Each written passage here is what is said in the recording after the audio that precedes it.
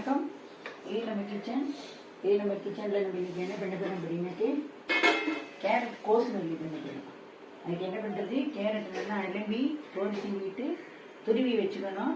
நான் இன்றைக்கி துருவலை நான் இப்படிப்படியாக நறுக்கி மிக்சியில் போட்டு ஒரு சுற்றி எடுத்துடலான்னு இருக்கேன். நான் இதை இது பண்ணிவிட்டு அது கூட நம்ம காரத்துக்காக ஒரே ஒரு பச்சை மிளகாய் இதை நம்ம இப்படி மிக்சி பொடியாக கத்திரிக்காயில் கட் பண்ணிவிட்டு இப்படி மிக்சியில் போட்டு ஒரு சுற்றினோம்னா அதுவே வந்துடும். வாயில் தட்டுப்படாது.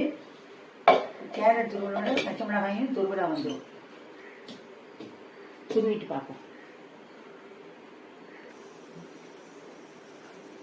நம்ம இப்போ இந்த கேரட்டையும் பச்சை மிளகாயும் மிக்சியில் போட்டு ஒரு துருவி எடுத்துட்டோம்.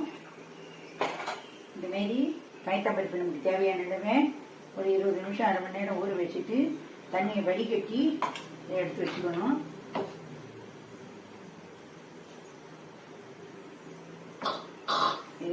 இந்த சாலட்டை வெறுமையும் சாப்பிடலாம், சுண்டலில் மிக்ஸ் பண்ணியும் சாப்பிடலாம், சாப்பாட்டுக்கும் தொட்டுக்கலாம்.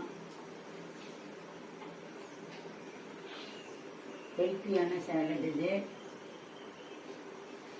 இதேமாரி பீட்ரூட்டில் கூட பண்ணலாம். பீட்ரூட் பச்சை வாசனை பிடிச்சவா இந்தமாரி கூட பண்ணி சாப்பிடலாம்.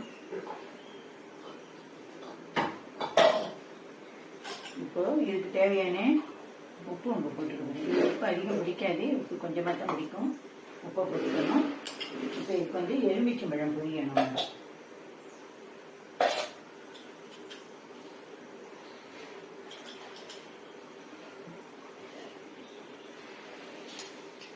எலுமிச்சம்பழத்தை முன்னாடியே அதுமாரி கட் பண்ணி வச்சுட்டேன்னா சேலட் ரெடி ஆனோடனே அப்போ நமக்கு செய்யறதுக்கு ஒரு சோர்ஸாக இருக்கும்.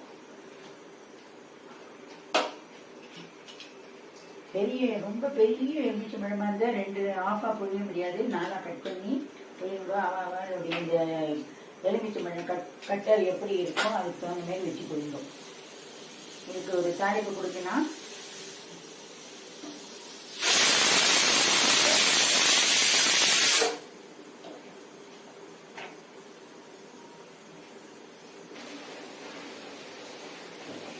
இப்போ நம்ம அடுப்பில் வச்சுட்டு எண்ணெய் விட்டுருக்கோம். இதுக்கு அதிகம் எண்ணெயெல்லாம் தேவையில்லை. ஒரே ஒரு ஸ்பூன் எண்ணெய் விட்டுருந்தா போதும். ஒரு ஸ்பூன் எண்ணெயை விட்டுட்டாச்சு.